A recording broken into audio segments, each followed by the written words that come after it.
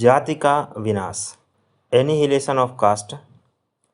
मूल रूप से यह पुस्तक नहीं है, यह एक व्याख्यान है जिसे जात पात तोड़क मंडल लाहौर के वार्षिक अधिवेशन में अध्यक्ष पद से पढ़ने के लिए बाबा साहब डॉक्टर बी.आर. अम्बेडकर ने तैयार किया था। लेकिन कार्यक्रमों के आयोजक ने जब व्याख्यान का प्रारूप देखा तो इसके विषय वस्तु से बहुत प्रभावित हुए, लेकिन कुछ अंशों पर उन्हें बहुत गंभीर आपत्ति थी, जिसकी वजह से उस अधिवेशन को कैंसिल कर दिया गया और बाबा साहब का यह व्याख्यान जिसे पढ़ा जाना था वह नहीं दिया जा सका। व्याख्यान पूरा तैयार हो चुका था, जिसे बाबा साहब ने अपने खर्चे पर इसे पुस्तक के रूप में प्रकाशित करवाया था। इस पूरे व्याख्यान को पढ़ने के बाद, समझने के बाद, गांधी जी 1933 में अपने अंग्रेजी साप्ताहिक पत्र हरिजन की शुरुआत की थी। इसी पत्र में गांधी जी ने अंबेडकर द्वारा जाति के विनाश के बारे में हिंदू धर्म और धर्मशास्त्रों पर लगाए गए आरोपों का जवाब दिया था। साथ ही वर्ण व्यवस्था की सकारात्मकता और उपयुक्तता के पक्ष में भी तर्क दिया था। गांधी जी का जो जवाब था हरिजन के 2 अंकों में प्रकाशित हुआ था। डॉक्टर बाबा साहब अम्बेडकर ने गांधी की आपत्तियों और तर्कों का जवाब दिया था, जो गांधी के दोनों लेखों के साथ अपने जवाब को भी एनिहिलेशन ऑफ कास्ट के 1937 के संशोधित संस्करण में भी समाहित किया था। निष्कर्ष निकलता है कि गांधी जी जाति के प्रबल समर्थक थे। गांधी जी कहते हैं कि डॉक्टर अंबेडकर पिछली मई में लाहौर के जात पात तोड़क मंडल के वार्षिक अधिवेशन की अध्यक्षता करने वाले थे, लेकिन वह सम्मेलन ही रद्द कर दिया गया क्योंकि डॉक्टर अंबेडकर का व्याख्यान स्वागत समिति को मान्य नहीं था। किसी स्वागत समिति द्वारा चुने गए अध्यक्ष को इसलिए खारिज कर देना कि उनका व्याख्यान आपत्तिजनक हो सकता है, कितना औचित्यपूर्ण है। समिति को पता था कि जाति और हिंदू शास्त्रों के बारे में डॉक्टर अंबेडकर के विचार क्या हैं। उसे यह भी पता था कि उन्होंने हिंदुत्व को छोड़ने का निर्णय कर लिया है। डॉक्टर अंबेडकर ने जो व्याख्यान तैयार किया था उससे जरा सी भी कम की उम्मीद नहीं की जानी चाहिए थी। ऐसा लगता है कि समिति ने जनता को एक ऐसे आदमी के मूल विचारों को सुनने के अवसर से वंचित कर दिया है, जिसने समाज में अपने लिए एक अनूठी स्थिति बनाई। डॉक्टर अंबेडकर स्वागत समिति द्वारा पराजित होने वाले नहीं थे, इसलिए उस व्याख्यान को अपने खर्च से प्रकाशित करवाकर डॉक्टर अंबेडकर ने उसके अस्वीकरण का जवाब दिया है। उन्होंने इसका दाम 8 आना रखा है। मेरा सुझाव है कि इसे घटाकर वे 2 आना नहीं तो कम से कम 4 आना कर दें। डॉक्टर अंबेडकर हिंदुत्व के लिए एक चुनौती हैं। उनका पालन पोषण हिंदू के रूप में हुआ है। एक हिंदू संरक्षक ने उनकी पढ़ाई लिखाई का इंतजाम किया, लेकिन तथाकथित सवर्ण हिंदुओं ने जो व्यवहार इनके और इनके लोगों के साथ किया है उससे वे इतने नाराज़ हैं कि वे न केवल उन्हें बल्कि उस हिंदू धर्म को ही छोड़ना चाहते हैं जो डॉक्टर अंबेडकर की और सवर्ण हिंदुओं की साझा विरासत है। डॉक्टर अंबेडकर ने पाया कि सवर्ण हिंदुओं ने बड़े हिस्से ने न केवल अपने सहधर्मियों के साथ, जिन्हें उन्होंने अस्पृश्य का दर्जा दिया, अमानवीय व्यवहार किया है, बल्कि उन्होंने अपना यह आचरण शास्त्रों की सत्ता पर आधारित माना है। और वे जब खोज करने लगे तो उन्होंने पाया कि अस्पृश्यता की उनकी धारणा का काफ़ी आधार वहाँ मिलता है। व्याख्यान के लेखक ने अपने 3 तरफा अभियोग, अमानवीय व्यवहार करने वालों द्वारा इसका औचित्य सिद्ध करना और बाद का यह स्वीकार कि इस औचित्य का आधार शास्त्रों में मौजूद है। डॉक्टर अंबेडकर ने अपने अभियोग में ये सवाल शामिल किया है नंबर 1, शास्त्र क्या है? दूसरा है, क्या सभी मुद्रित पुस्तकों को शास्त्रों का एक अंग मान लिया जाए या उनके किसी एक हिस्से को अनाधिकृत मिलावट मानकर खारिज किया जा सकता है? तीसरा सवाल किया है, अस्पृश्यता, जाति, सामाजिक स्थिति की समानता, अंतरजातीय भोज और अंतरजातीय विवाह के सवाल पर इन स्वीकृति तथा परिशोधित शास्त्रों का जवाब क्या है? वेद, उपनिषद, स्मृतियाँ और पुराण, रामायण और महाभारत को शामिल करते हुए हिंदू शास्त्र हैं। यह सूची यही तक सीमित नहीं है, प्रत्येक युग या पीढ़ी ने भी इस सूची को बढ़ाया है। इसका मतलब यह है कि जो भी मुद्रित या हस्तलिखित सामग्री पाई जाती है वह शास्त्र नहीं है। उदाहरण के लिए, स्मृतियों में बहुत सी ऐसी चीज़ें हैं जिन्हें ईश्वर की वाणी नहीं माना जा सकता है। इस तरह डॉक्टर अंबेडकर द्वारा स्मृतियों में दिए गए अनेक उद्धरणों को प्रमाणिक मानकर स्वीकार नहीं किया जा सकता। ऐसी किसी भी बात को ईश्वर की वाणी कहकर स्वीकार नहीं किया जा सकता जिसका बुद्धि द्वारा परीक्षण नहीं किया जा सकता है या जिसे आध्यात्मिक स्तर पर अनुभूत नहीं किया जा सकता।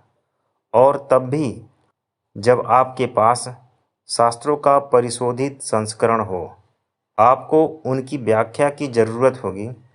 सबसे अच्छी व्याख्या कौन कर सकता है? निश्चय ही विद्वान लोग। लेकिन धर्म का निवास इसमें नहीं है। इसका निवास तो इनके साधु संतों के अनुभवों में, उनके जीवन और वचनों में होता है। जब शास्त्रों के सभी महानायक विद्वान भाष्यकारों को पूरी तरह से भुला दिया जाएगा तो इन साधु संतों का संचित अनुभव ही बचा रहेगा और युगों युग तक प्रेरणा देता रहेगा। जाति का धर्म से कुछ भी लेना देना नहीं है। यह एक ऐसी प्रथा है जिसका उद्गम मैं नहीं जानता और अपनी आध्यात्मिक भूख की शांति के लिए जानना जरूरी भी नहीं समझता। लेकिन यह मुझे ज़रूर पता है कि आध्यात्मिक और राष्ट्रीय दोनों प्रकार के विकास के लिए यह नुकसानदेह है। वर्ण और आश्रम ऐसी संस्थाएं हैं जिनका जाति से कोई संबंध नहीं है। वर्ण का नियम हमें बताता है कि हम में से प्रत्येक को अपना पैतृक पेशा अपनाकर अपनी जीविका कमानी चाहिए या हमारे अधिकारों को नहीं, कर्तव्यों को परिभाषित करता है। आवश्यक रूप से इनका संबंध उन पेशों से है जो मानवता के कल्याण का, किसी अन्य पेशे से नहीं। आवश्यक रूप से इनका संबंध उन पेशों से है जो मानवता के कल्याण के लिए हैं, बल्कि किसी अन्य पेशे से नहीं। इससे यह भी निश्चित हो जाता है कि कोई भी पेशा न तो बहुत नीचा है और न बहुत ही ऊंचा। सभी अच्छे और कानून संगत हैं तथा सबकी हैसियत पूरी तरह से बराबर है। ब्राह्मण, आध्यात्मिक गुरु और भंगी के पेशों का महत्व एक जैसा है और उनका उचित ढंग से निष्पादन ईश्वर के सम्मुख बराबर योग्यता रखता है तथा ऐसा लगता है कि एक समय मनुष्य के सम्मुख उनका प्रतिफल भी बराबर था। दोनों को जीविका का अधिकार था, लेकिन इससे ज़्यादा का नहीं। वास्तव में अभी भी गांवों में इस नियम के स्वस्थ रूप से लागू होने के धुंधले चिन्ह मिल जाते हैं। मैं 600 की आबादी वाले गांव में रहता हूं और ब्राह्मणों सहित विभिन्न पेशों में लगे हुए लोगों की आय में बहुत फर्क नहीं देखता। मैं यह भी पाता हूं कि इन पतनशील दिनों में भी असली ब्राह्मण मौजूद हैं जिनका जीवन उदारता से दी गई भिक्षा पर चलता है और स्वयं उनके पास जो भी आध्यात्मिक खजाना है उसमें से वे उदारता से देते रहते हैं। आगे गांधी जी लिखते हैं कि वर्ण के नियम में ऐसा कुछ भी नहीं है जो अस्पृश्यता में विश्वास का आधार बन सके। मेरी राय में अपने व्याख्यान में डॉक्टर अंबेडकर ने जो भारी भूल की है वह यह है कि उन्होंने ऐसे हिंदू धार्मिक ग्रंथों को चुना है जिनकी विश्वसनीयता एवं जिनके मूल्य संदिग्ध हैं। इसके साथ ही उन पतित हिंदुओं के जीवन का चुनाव किया है जो भयानक रूप से गलत तौर पर हिंदू धर्म में आस्था का प्रतिनिधित्व करते हैं। किसी भी तरीके से इनके जीवन को हिंदुओं का मानक जीवन मानने लायक नहीं है। यह चीज़ इधर उधर से कुछ उठा लेना है। डॉक्टर अंबेडकर के मानक को लागू किया जाए तो शायद प्रत्येक प्रचलित धर्म विफल साबित हो जाएगा। अपने सक्षम व्याख्यान में विद्वान डॉक्टर ने अपने पक्ष को ज़रूरत से ज़्यादा प्रमाणित कर दिया है। क्या वह धर्म जिसके मानने वालों में चैतन्य, ज्ञानदेव, तुकाराम, तिरुवल्लुवर, रामकृष्ण परमहंस, राजा राम मोहन राय, महर्षि देवेंद्रनाथ टैगोर, विवेकानंद और सैकड़ों ऐसे रहे हैं जिनका नाम आसानी से लिया जा सकता है।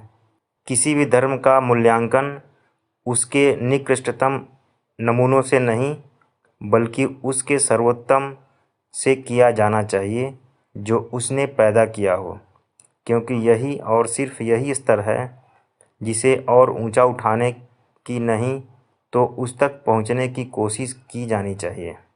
यह सारी बातें महात्मा गांधी ने अपने हरिजन नामक पत्र में जुलाई 18, 1936 के संस्करण में प्रकाशित करवाया था, जिसका जवाब बाबा साहब कुल 11 पैराग्राफ में लिखते हैं, जो इस प्रकार हैं। जात पात तोड़क मंडल के लिए मैंने जाति पर जो व्याख्यान तैयार किया था, अपने हरिजन में उसका उल्लेख करके महात्मा गांधी ने जो मुझे सम्मान दिया है, मैं उसकी बहुत सराहना करता हूँ। मेरे व्याख्यान की उन्होंने जो समीक्षा की है, उसे पढ़ने पर यह स्पष्ट हो जाता है कि जाति के बारे में मैंने जो विचार व्यक्त किए हैं, उनसे महात्मा पूरी तरह से असहमत हैं। जब वे लिखते हैं कि न दिए गए व्याख्यान को प्रकाशित करने के पीछे मेरा इरादा यह सुनिश्चित करना था कि कहीं मुझे भुला नहीं दिया जाए, तो मुझ पर वे यही आरोप लगाते हैं।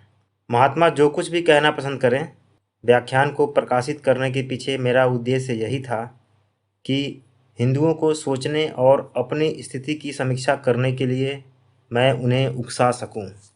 आगे बाबा साहब कहते हैं, जो मुख्य बातें मैंने अपने व्याख्यान में कहनी चाहिए है, उनकी सूची इस प्रकार बनाई जा सकती है। पहला, जाति ने हिंदुओं को बर्बाद कर दिया है। दूसरा, चातुर्य वर्ण के आधार पर हिंदू समाज का पुनर्गठन असंभव है, क्योंकि वर्ण व्यवस्था एक ऐसे बर्तन की तरह है जिसमें छेद है, या ऐसे आदमी की तरह है जिसकी नाक बह रही है। यह सिर्फ अपने गुण के आधार पर अपने को बनाए नहीं रख सकती।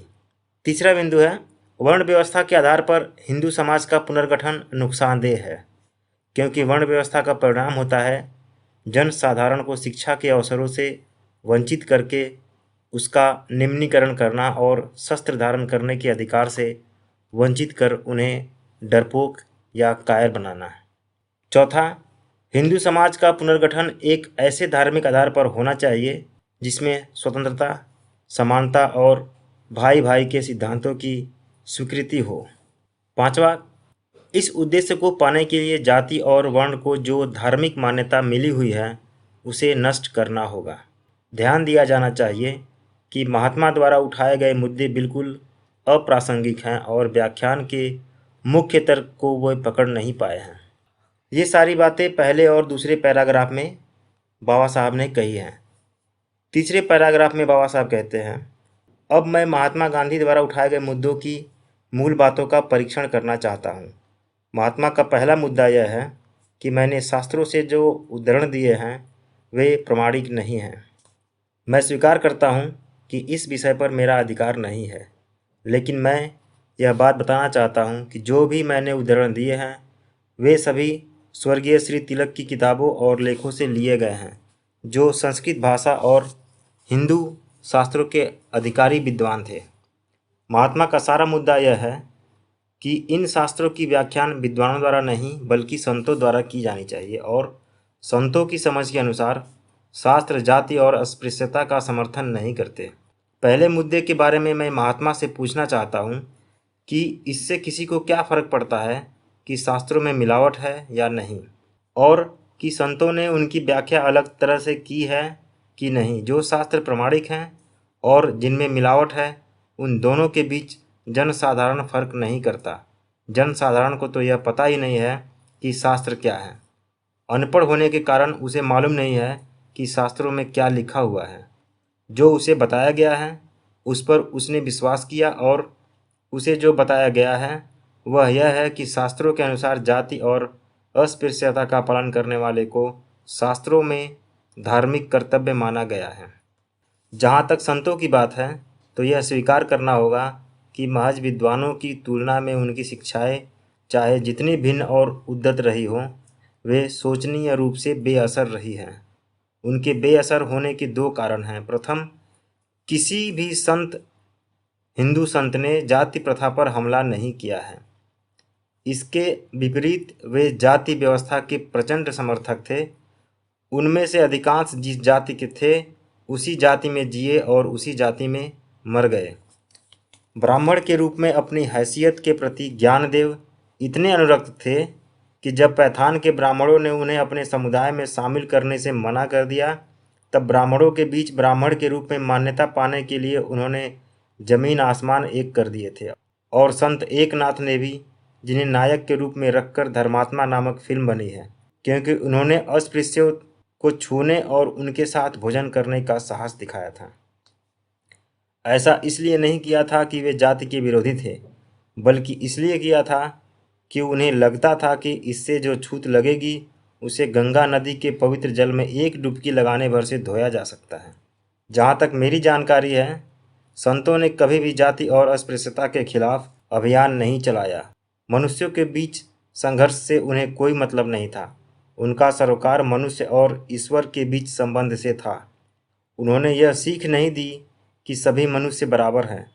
उनकी सीख यह थी कि ईश्वर की नज़र में सभी मनुष्य बराबर हैं।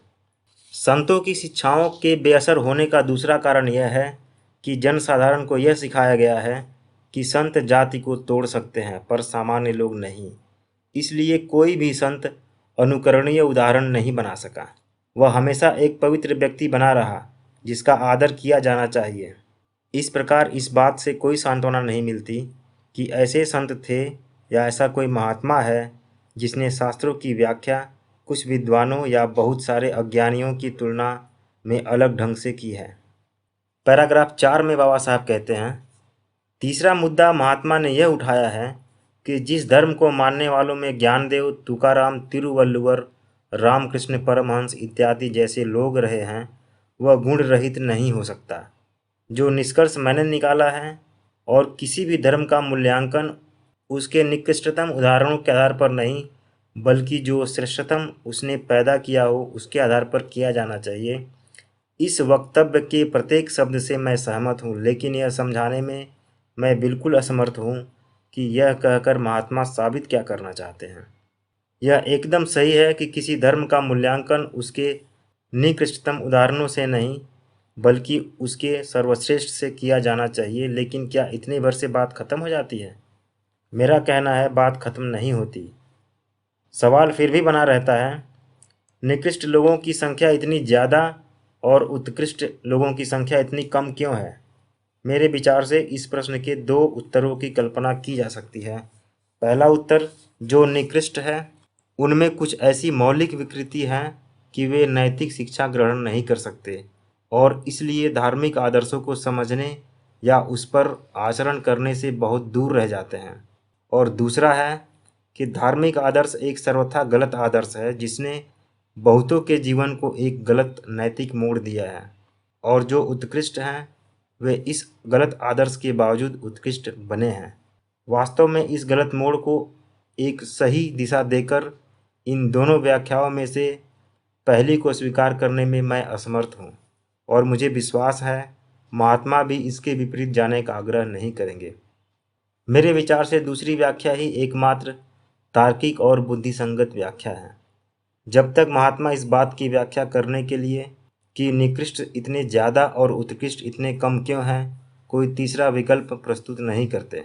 यदि दूसरी व्याख्या ही एकमात्र सही व्याख्या है, तो स्पष्ट महात्मा का यह तर्क है कि किसी भी धर्म का मूल्यांकन उसके सर्वोत्तम अनुयायियों से किया जाना चाहिए, हमें उन बहुतों पर दया करने के अलावा और कहीं नहीं ले जाता, जो इसलिए गलत है क्योंकि उन्होंने गलत आदर्शों की पूजा की है।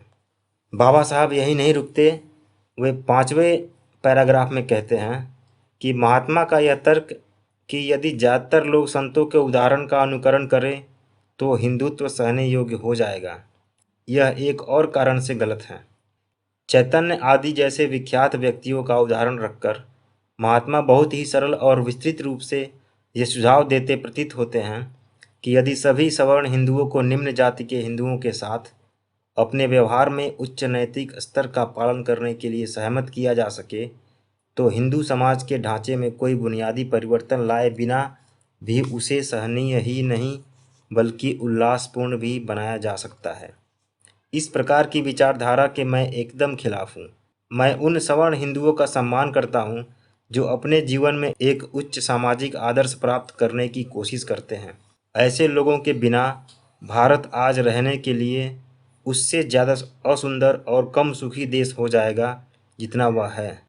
इसके बावजूद अगर कोई सवर्ण हिंदुओं के व्यक्तिगत चरित्र में सुधार लाकर उन्हें बेहतर मनुष्य बनाने की कोशिश पर भरोसा करता है तो मैं तो यही कहूँगा कि वह अपनी ऊर्जा को नष्ट कर रहा है। क्या व्यक्तिगत चरित्र किसी शास्त्र निर्माता को अच्छा आदमी बना सकता है? अर्थात एक ऐसा आदमी जो एक गोले बेचता है जो फटेंगे नहीं और एक ऐसी गैस जो जहर नहीं फैलाएगी। अपने प्रति ईमानदार होने के लिए उसे अपने साथ के लोगों को या तो अपने से ऊंचा या अपने से नीचा जैसा भी मामला हो यानी अपने सजातीय लोगों से भिन्न मानना पड़ेगा। उसे कभी यह उम्मीद नहीं की जा सकती कि वह अपने साथ के लोगों के साथ अपने नातेदार और बराबर के व्यक्तियों की तरह व्यवहार करेगा। सच्चाई यह है कि हिंदू उन सभी के साथ जो उनकी जाति के नहीं हैं इस तरह व्यवहार करता है जैसे वे किसी अन्य देश से आए हों, जिसके साथ भेदभाव करने पर कोई नुकसान नहीं होगा और जिसके साथ कोई भी धोखाधड़ी या चालाकी बिना किसी शर्म के साथ की जा सकती है। कहने का मतलब है कि बेहतर या बदतर हिंदू हो सकता है पर अच्छा हिंदू नहीं हो सकता। ऐसा इसलिए नहीं है कि उसके व्यक्तिगत चरित्र के साथ कोई गड़बड़ी है, बल्कि गड़बड़ी अपने साथ के लोगों के साथ उसके संबंध के संपूर्ण आधार में है। अच्छे से अच्छे लोग नैतिक नहीं हो सकते यदि उनके और उनके साथियों के बीच संबंध का आधार एक बुनियादी रूप से गलत संबंध है। एक गुलाम के लिए उसका मालिक बेहतर या बदतर हो सकता है पर अच्छा मालिक नहीं हो सकता। यही बात उस जाति के व्यक्ति और निम्न जाति के व्यक्ति के साथ भी लागू होती है। उच्च जाति का कोई आदमी अच्छा आदमी हो ही नहीं सकता क्योंकि वह उच्च जाति का तभी हो सकता है जब उसे उच्च साबित करने के लिए कोई निम्न जाति का व्यक्ति भी हो। यह चेतना निम्न जाति के व्यक्ति के लिए लाभदायक नहीं हो सकती कि उसके ऊपर कोई उच्च जाति का व्यक्ति है। मैंने अपने व्याख्यान में यह बात कही है कि वर्ण या जाति पर आधारित समाज एक ऐसा समाज है जो एक गलत संबंध पर आधारित है। मुझे उम्मीद थी कि महात्मा मेरे इस तर्क को ध्वस्त करने का प्रयत्न करेंगे, लेकिन ऐसा करने के बजाय उन्होंने अपने विश्वास का आधार बताए बगैर चातुर्वर्ण में अपने विश्वास को दोहराया है। बाबा साहब छठे पैराग्राफ में कहते हैं कि महात्मा जो कहते हैं क्या उस पर आचरण भी करते हैं। एक व्यापक संदर्भ में हो रही बहस में व्यक्तिगत टिप्पणी करना अच्छा नहीं लगता, लेकिन जब कोई किसी सिद्धांत का प्रतिपादन करता है तब स्वाभाविक रूप से यह जिज्ञासा होती है कि वह जो कहता है उस पर चलता कितना है। अगर मैं प्रश्न करूं कि खुद अपने मामले में महात्मा ने अपने आदर्श को प्राप्त करने की कितनी कोशिश की है। महात्मा जन्म से बनिया हैं। उनके पूर्वजों ने व्यापार छोड़कर दीवान का पद स्वीकार कर लिया था जो ब्राह्मण का पेशा है। अपने स्वयं के जीवन में महात्मा बनने से पहले जब कैरियर चुनने का अवसर आया तब उन्होंने तराजू की जगह कानून को चुना। फिर कानून को छोड़कर वे आधा संत और आधा राजनीतिज्ञ बन गए। उन्होंने व्यापार को कभी हाथ तक नहीं लगाया जो उनका पैतृक पेशा है। उनका सबसे छोटा बेटा, मैं उस बेटे को चुन रहा हूँ जो अपने पिता के प्रति सबसे ज़्यादा निष्ठावान है, जन्म से वैश्य है और उसने एक ब्राह्मण की बेटी से विवाह किया है और एक बड़े समाचार पत्र स्वामी की सेवा का व्यवसाय चुना है। अपना पैतृक व्यवसाय न अपनाने के कारण महात्मा ने कभी उसकी आलोचना की हो ऐसी कोई सूचना मुझे नहीं मिली है। किसी आदर्श का मूल्यांकन उसके निकृष्ट नमूनों के आधार पर गलत और अनुदारतापूर्ण हो सकता है, लेकिन निश्चय ही नमूने के रूप में महात्मा से बेहतर कौन है। और अगर वह भी आदर्श आचरण तक पहुंचने में विफल है तो वह आदर्श जरूर एक असंभव मनुष्य की व्यवहारिक वृत्तियों के विरुद्ध आदर्श होगा। कार्लाइल के छात्र जानते हैं कि वे अक्सर किसी विषय पर बोलते पहले थे, सोचते बाद में थे। जाति के मामले में महात्मा की स्थिति कहीं वैसी ही तो नहीं है, यह शक होता है। अन्यथा कुछ खास सवाल जो मेरे मन में आते हैं, उनसे वे बच नहीं सकते थे। किसी पेशे को कब पैतृक कहा जा सकता है कि वह आदमी के लिए बाध्यकारी हो जाए? क्या आदमी को तब तक भी अपने पैतृक पेशे का अनुकरण करना चाहिए जब वह लाभकर नहीं रह गया हो? क्या तब भी आदमी को अपने पेशे का पालन करना चाहिए जब वह पाता है कि ऐसा करना अनैतिक होगा? अगर प्रत्येक को अपना पैतृक पेशा ही अपनाना है, तब इसका नतीजा यही हो सकता है कि जिसके दादा वेश्याओं की दलाली करते थे, वह आदमी भी वेश्याओं की दलाली ही करे, और जिनकी नानी वेश्या थी, वह भी वेश्या का जीवन बिताए। क्या महात्मा अपने सिद्धांत के तार्किक निष्कर्ष को स्वीकार करने के लिए तैयार हैं? मेरी दृष्टि में अपने पैतृक पेशे को अपनाने का आदर्श महात्मा का न केवल असंभव और अव्यवहारिक आदर्श है, बल्कि एक ऐसा आदर्श भी है जिसका नैतिक स्तर पर बचाव नहीं किया जा सकता। बाबा साहब 7वें पैराग्राफ में कहते हैं, महात्मा को लगता है कि ब्राह्मण जीवन भर ब्राह्मण बना रहे, यह उचित है। इस बात को छोड़ दें कि बहुत से ब्राह्मण ऐसे हैं जो आजीवन ब्राह्मण बने रहना नहीं चाहते। उन ब्राह्मणों के बारे में क्या कह सकते हैं जो पुजारी गिरी के अपने पैतृक पेशे से चिपके हुए हैं? क्या उन्होंने ऐसा इसलिए किया है कि पैतृक पेशे को अपनाने की नैतिकता में उनकी आस्था है, या इसका कारण आर्थिक लाभ का अपवित्र इरादा है? महात्मा को इन सवालों से कुछ भी लेना देना नहीं है। वे संतुष्ट हैं कि ऐसे असली ब्राह्मण मौजूद हैं जिनका जीवन उदारता से दी गई भिक्षा पर चलता है, और स्वयं उनके पास जो भी आध्यात्मिक खजाना है उसमें से वे उदारता से देते रहते हैं। महात्मा को पुश्तैनी ब्राह्मण ऐसा ही प्रतीत होता है, आध्यात्मिक खजाने का वाहक। लेकिन वंशानुगत ब्राह्मण की एक और तस्वीर खींची जा सकती है। ब्राह्मण विष्णु का उपासक हो सकता है जो प्रेम के देवता हैं। ब्राह्मण शंकर का भी उपासक हो सकता है जो विध्वंस के देवता हैं।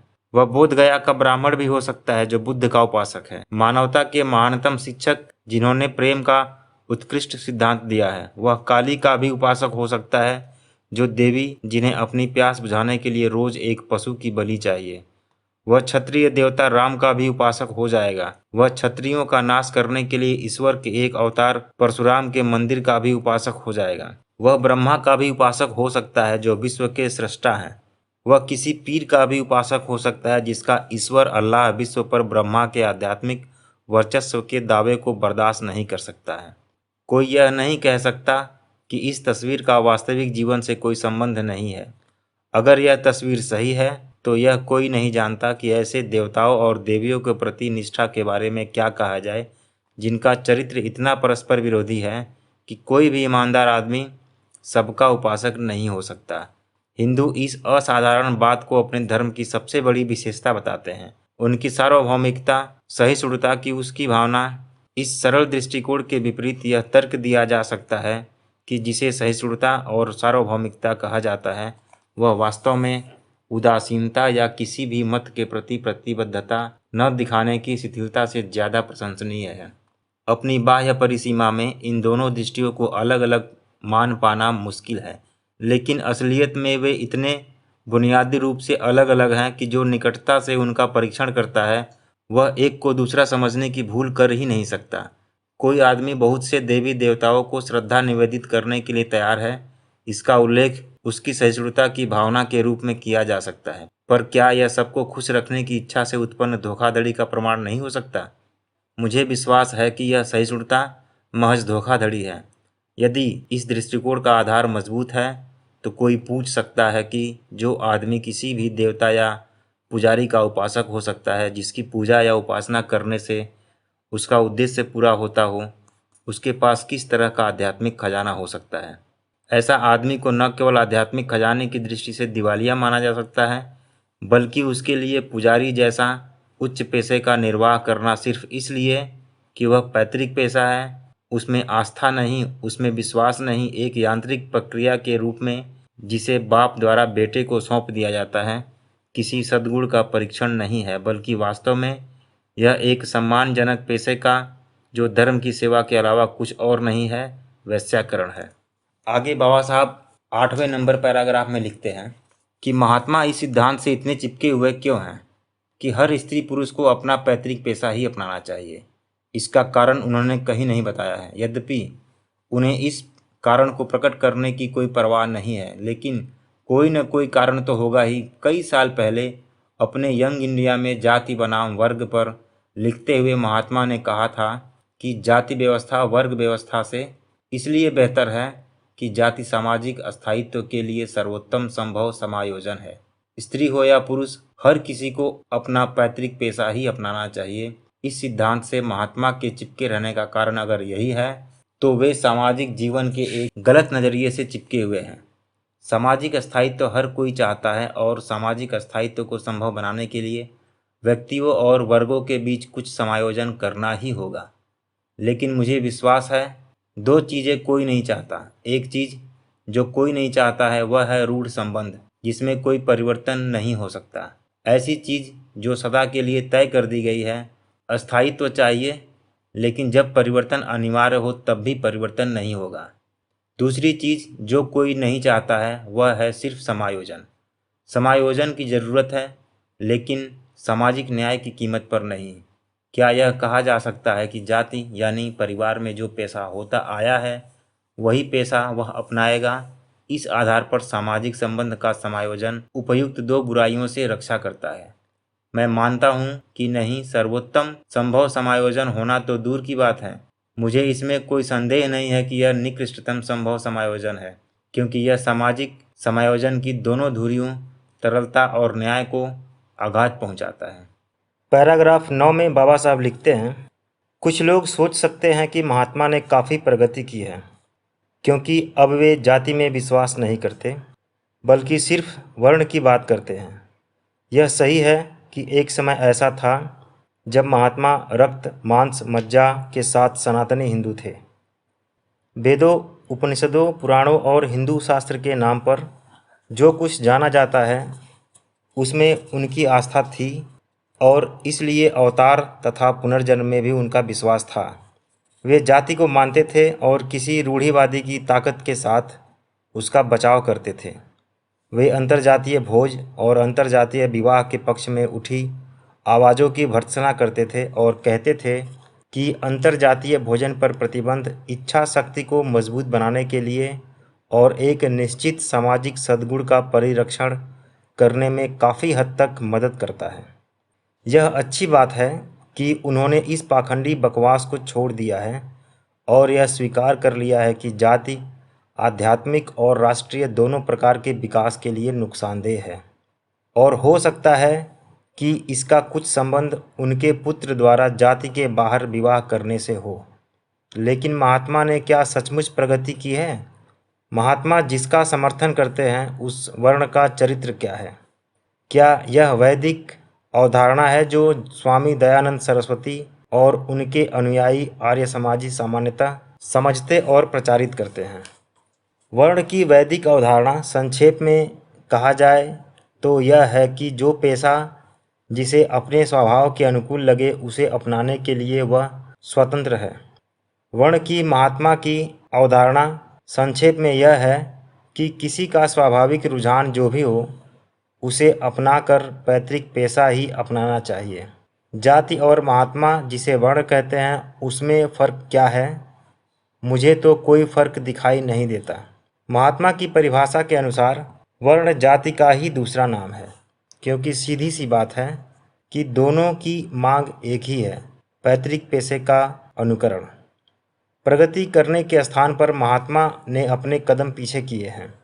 वर्ण की वैदिक अवधारणा पर अपनी व्याख्या चेप कर उन्होंने जो उद्दात था उसे भी हास्यास्पद बना दिया है। मैं वैदिक वर्ण व्यवस्था को खारिज करता हूँ और इसके कारण मैंने अपने व्याख्यान में दिए हैं। फिर भी मैं स्वीकार करता हूँ कि स्वामी दयानंद तथा कुछ अन्य लोगों द्वारा बताया गया वैदिक सिद्धांत एक समझदार और निरापद चीज़ है। इसने समाज में किसी व्यक्ति का स्थान निर्धारित करने के लिए जन्म को आधार नहीं माना है, इसने सिर्फ योग्यता को मान्यता दी है। वर्ण के बारे में महात्मा जो सोचते हैं वह वैदिक वर्ण को न केवल बकवास बल्कि एक घृणास्पद चीज़ बना देता है। वर्ण और जाति दोनों बहुत अलग अलग अवधारणाएं हैं। वर्ण का आधारभूत सिद्धांत है हर एक को उसकी योग्यता के अनुसार, और जाति का आधारभूत सिद्धांत है हर एक को उसके जन्म के अनुसार। दोनों में उतना ही फर्क है जितना खड़िया और पनीर में। वास्तव में दोनों में अंतर्विरोध है। यदि महात्मा यह मानते हैं कि हर पुरुष स्त्री को अपना पैतृक पेशा ही अपनाना चाहिए, जो कि वे मानते हैं, तो वे निश्चय ही जाति व्यवस्था की वकालत कर रहे हैं, और इसे वर्ण व्यवस्था बताकर वे न केवल परिभाषागत अशुद्धता के दोषी हैं, बल्कि भ्रांति को और भी ज़्यादा बढ़ावा दे रहे हैं। मुझे विश्वास है उनकी भ्रांति का कारण यह है कि महात्मा के दिमाग में इसे लेकर स्पष्टता नहीं है कि वर्ण क्या है और जाति क्या है, और हिंदुत्व के परिरक्षण के लिए किसकी आवश्यकता है। उन्होंने कहा है कि आशा की जाती है कि किसी रहस्यमय कारण से वे अपना दृष्टिकोण बदल नहीं देंगे। जाति हिंदुत्व का सारतत्व नहीं है। क्या उनकी निगाह में वर्ण हिंदुत्व का सारतत्व है? अभी तक तो इसका कोई निश्चित उत्तर उपलब्ध नहीं है। अपने उस लेख में वे यह नहीं कहते हैं कि वर्ण का सैद्धांतिक आग्रह हिंदू धर्म का आवश्यक अंग है। वर्ण को हिंदू धर्म का सारतत्व बनाने के बजाय वे कहते हैं हिंदुत्व का सार इस विश्वास में है एकमात्र ईश्वर सत्य है, और इस साहसपूर्ण स्वीकार में कि अहिंसा मानव परिवार का नियम है निहित है। अपने इस लेख में महात्मा कहते हैं जो मुसलमान कुरान को खारिज कर दे वह मुसलमान, या जो ईसाई बाइबिल को खारिज कर दे वह ईसाई कैसे रह सकता है। यदि जाति और वर्ण एक दूसरे के पर्याय हैं और वर्ण हिंदुत्व को प्रभाषित करने वाले शास्त्रों का अविच्छिन्न अंग है, तो मैं यह नहीं जानता कि जो व्यक्ति जाति और वर्ण को खारिज कर देता है वह अपने को हिंदू कैसे कह सकता है। महात्मा अपने को छिपाते क्यों हैं? वे किसे प्रसन्न करना चाहते हैं? क्या संत ने सत्य की परवाह करना छोड़ दिया है, या राजनीति संत के रास्ते में आड़े आ जाती है? जिस वास्तविक कारण से महात्मा इस भ्रांति के शिकार हैं उसके संभवतः दो स्रोत हैं। पहला यह है कि महात्मा का मिजाज लगभग हर चीज़ में उनमें बच्चे जैसी सरलता और बच्चे जैसा आत्मछल। किसी बच्चे की तरह वे हर उस चीज़ में विश्वास कर सकते हैं जिसमें वे विश्वास करना चाहते हैं। अतः हमें उस समय तक इंतज़ार करना चाहिए जब महात्मा को वर्ण में विश्वास करना छोड़ देना अच्छा लगे, जैसे उन्हें अच्छा लगा है तो जाति में विश्वास करना उन्होंने छोड़ दिया है। भ्रांति का दूसरा कारण यह है कि महात्मा दोहरी भूमिका निभाना चाहते हैं। महात्मा की भी और राजनीतिज्ञ की भी। महात्मा की भूमिका में संभव है वे राजनीति का आध्यात्मिकरण करने का प्रयास कर रहे हों। इसमें उन्हें सफलता मिली हो या नहीं, पर राजनीति ने उनका व्यापारीकरण कर दिया है। प्रत्येक राजनीतिज्ञ को पता होना चाहिए कि समाज संपूर्ण सत्य को बर्दाश्त नहीं कर सकता और उसे संपूर्ण सत्य नहीं कहना चाहिए। अगर वह संपूर्ण सत्य कह रहा है तो यह उसकी राजनीति के लिए घातक होगा, जिस कारण से महात्मा हमेशा जाति और वर्ण का समर्थन करते रहते हैं। वह उनका यह डर है कि अगर उन्होंने जाति और वर्ण का विरोध किया तो वे राजनीति में अपनी जगह खो देंगे। महात्मा की भ्रांति का कारण जो भी हो, उनसे यह अवश्य कहा जाना चाहिए कि वे वर्ण के नाम पर जाति की शिक्षा देकर अपने को तो धोखा दे ही रहे हैं, लोगों को भी धोखे में रख रहे हैं। आगे पैराग्राफ 10 में बाबा साहब कहते हैं कि महात्मा का कहना है कि जिन मानकों को मैंने हिंदुओं और हिंदुत्व का परीक्षण करने के लिए लागू किया है वे बहुत कठोर हैं, और उनकी कसौटी पर कोई भी प्रचलित धर्म संभवतः विफल हो जाएगा। यह शिकायत कि मेरे मानक ऊंचे हैं सही हो सकती है, लेकिन सवाल यह नहीं है कि वे ऊंचे हैं या नीचे हैं। सवाल यह है कि क्या लागू करने की दृष्टि से वे मानक सही हैं या सही नहीं हैं। लोगों और उनके धर्म का मूल्यांकन सामाजिक नैतिकता का आधार सामाजिक मानकों के आधार पर किया जाना चाहिए। यदि धर्म को मानव कल्याण के लिए एक आवश्यक चीज़ माना जाता है तो कोई भी अन्य मानक निरर्थक होगा। मेरा मत है कि हिंदुओं और हिंदुत्व का मूल्यांकन करने के लिए जिन मानकों का प्रयोग मैंने किया है वे सर्वाधिक उपयुक्त मानक हैं, और इनसे बेहतर मानकों के बारे में मुझे जानकारी नहीं है। यह निष्कर्ष है कि अगर मेरी कसौटियों पर कसने से प्रत्येक ज्ञात धर्म विफल हो जाएगा, सही हो सकता है, लेकिन इस तथ्य को महात्मा को उससे ज़्यादा संतोष नहीं होना चाहिए। जिसका संतोष एक पागल को देखकर दूसरे पागल को या एक अपराधी को देखकर दूसरे अपराधी को हो जाता है। मैं महात्मा को आश्वस्त करना चाहता हूँ कि सिर्फ हिंदुओं और हिंदुओं की विफलता से मेरे मन में घृणा और तिरस्कार की भावनाएं नहीं पैदा हुई हैं, जिनसे मैं अविष्ट हूँ। मुझे प्रतीत होता है कि दुनिया एक बहुत ही अपूर्ण स्थान है और जो इसमें रहना चाहता है उसे इसकी अपूर्णताओं को सहन करना ही होगा। लेकिन जिस समाज में काम करना मेरी नीयत है, उस समाज की अपूर्णताओं और कमियों को सहन करने के लिए मैं तैयार हूँ। पर मुझे लगता है कि ऐसे समाज में रहने के लिए मुझे अपनी सहमति नहीं देनी चाहिए जो गलत आदर्शों को मान्यता देता हो, या ऐसे समाज में भी जिनके आदर्श तो सही हैं पर जो अपने सामाजिक जीवन को उन आदर्शों के अनुसार ढालने की अनुमति नहीं देता। यदि हिंदुओं और हिंदुत्व से मेरे मन में घृणा है तो इसलिए कि मुझे पक्का विश्वास है कि वे गलत आदर्शों को आश्रय देते हैं और गलत सामाजिक जीवन जीते हैं।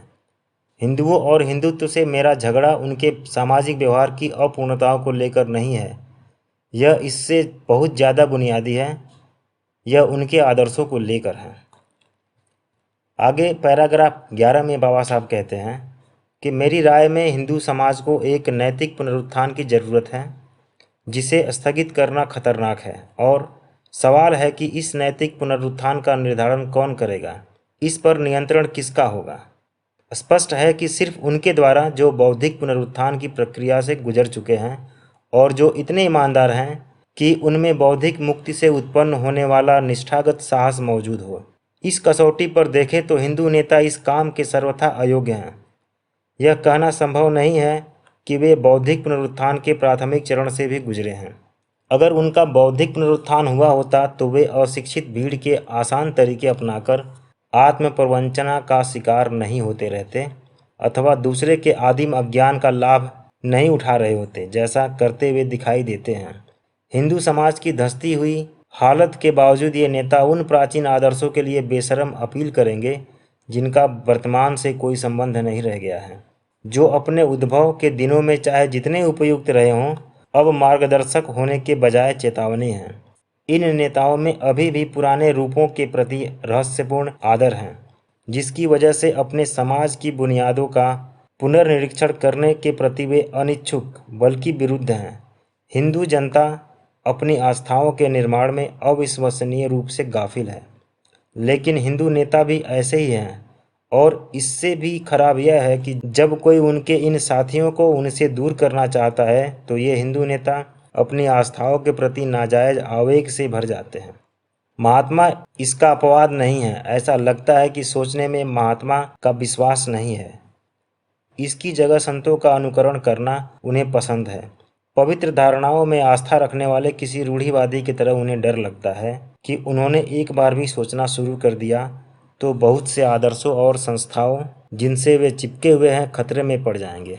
किसी को भी उनसे सहानुभूति होनी चाहिए, क्योंकि स्वतंत्र चिंतन की कोई भी क्रिया प्रकटता स्थिर दुनिया में खलल पैदा कर देती है। लेकिन यह भी उतना ही सच है कि संतों पर निर्भर रहने से सत्य को जाना नहीं जा सकता। संत भी आखिरकार मनुष्य ही हैं, और जैसा कि लॉर्ड बेल्फोर का कहना है कि मानव मस्तिष्क सत्य को जानने का सूअर के थूथन से भी ज़्यादा बेहतर उपकरण नहीं है। महात्मा जब सोचते भी हैं तो वे हिंदुओं के इस आदिम ढांचे को बचाने के लिए कारण ढूंढने में वे अपनी बुद्धिमत्ता के साथ अनाचार करते हैं। वे इसका बचाव करने वालों में सबसे ज़्यादा प्रभावशाली हैं और इसलिए हिंदुओं के सबसे बुरे दुश्मन हैं। महात्मा के विपरीत ऐसे हिंदू नेता भी हैं जिन्हें सिर्फ मानने और अनुकरण करने से संतोष नहीं होता। वे सोचने का साहस करते हैं और अपने अपने चिंतन के नतीजों के अनुसार चलने का साहस करते हैं, लेकिन दुर्भाग्यवश वे या तो बेईमान लोग हैं, या जब जन समूह का सही मार्गदर्शन करने का सवाल उठता है तो वे इस ओर से उदासीन हो जाते हैं। लगभग प्रत्येक ब्राह्मण ने जाति का नियम तोड़ा है। जूता बेचने वाले ब्राह्मण की तादाद पुजारी के पेशे में लगे ब्राह्मणों से ज़्यादा है। ब्राह्मणों ने न केवल व्यापार करने के लिए पुजारी के अपने पुश्तैनी पेशे को छोड़ा है, बल्कि वे ऐसे पेशे में दाखिल हुए हैं जो शास्त्रों में उनके लिए वर्जित है। लेकिन कितने ब्राह्मण हैं जो रोज़ जाति तोड़ते हैं और जाति के खिलाफ शास्त्रों का खिलाफ बोल सकते हैं। सैकड़ों ऐसे ब्राह्मण हैं जो रोज जाति तोड़ते हैं, लेकिन जाति के सिद्धांत और शास्त्रों की पवित्रता का उन्मादपूर्ण समर्थन करते हैं। यह दोगलापन क्यों? क्योंकि वे महसूस करते हैं अगर आम लोग जाति के जुए से मुक्त हो जाते हैं तो वे एक वर्ग के रूप में ब्राह्मणों की सत्ता और प्रतिष्ठा के लिए खतरा हो जाएंगे। जो बौद्धिक वर्ग आम आदमी को अपने चिंतन के फलों से वंचित रखता है, उसकी बेईमानी बेहद घृणास्पद घटना है। मैथ्यू आर्नोल्ड के शब्दों में, हिंदू दो दुनियाओं में भटक रहे हैं, एक मर चुकी है और दूसरी इतनी सामर्थ्य नहीं है कि वह जन्म ले सके। तब वे क्या करें? महात्मा का विश्वास सोचने में नहीं है जिनकी ओर वे मार्गदर्शन के लिए देखते हैं, और इसलिए वे ऐसा कोई मार्गदर्शन नहीं दे सकते जो अनुभव की कसौटी पर खरा उतर सके। बौद्धिक वर्ग जिसकी ओर आम जनता को मार्गदर्शन के लिए देखना चाहिए, या तो बेहद बेईमान है या उन्हें सही दिशा में ले जाने के लिए बेहद उदासीन है। हम सचमुच एक ऐसी बहुत बड़ी ट्रेजेडी के गवाह हैं। इस ट्रेजेडी के सम्मुख कोई और क्या कर सकता है सिवाय शोक करने और कहने के कि ऐसे हैं तुम्हारे नेता, ओ हिंदुओं जो उदासीन हैं। आपन बहुजन समाज चैनल पर आप सभी लोगों का स्वागत है। यह चैनल मूल रूप से बहुजन समाज में जन्मे महापुरुषों के विचारों, उनके वक्तव्य और उनकी शिक्षाओं पर आधारित चैनल है। इस चैनल पर सभी video audio book copyright free है, जिन्हें आप कहीं भी किसी को भी शेयर कर सकते हैं। इस चैनल के किसी भी वीडियो को या वीडियो के किसी भी अंश को आप किसी दूसरे ग्रुप में शेयर कर सकते हैं। इसके लिए आप लोगों को पूरी आज़ादी है, पूरी छूट है। साथ ही आपसे निवेदन है कि आप भी इसी तरह का या इससे और भी अच्छा वीडियो या ऑडियो बनाकर YouTube पर या और भी प्रसारण माध्यम जैसे फेसबुक, इंस्टाग्राम, ट्विटर, व्हाट्सएप आदि सोशल प्लेटफॉर्म पर अपलोड करें और बाबा साहब के सपनों का भारत बनाने में अपना सहयोग करें। जब हर एक बहुजन समाज के घर से एक वक्ता, एक बुद्धिजीवी, एक समाज सेवी, एक बहुजन चिंतक, एक विचारक सोशल मीडिया के माध्यम से पूरे देश के बहुजनों के साथ जुड़ेगा, तभी बहुजनों के घर में हर एक व्यक्ति समझदार और जागरूक होगा और देश के हर एक पद प्रतिष्ठा में अपनी भागीदारी सुनिश्चित कर पाएगा। साथ ही मैं आग्रह करता हूं कि इस चैनल को सब्सक्राइब जरूर करें, लाइक करें और कमेंट करके वीडियो पर अपना विचार जरूर बताएं।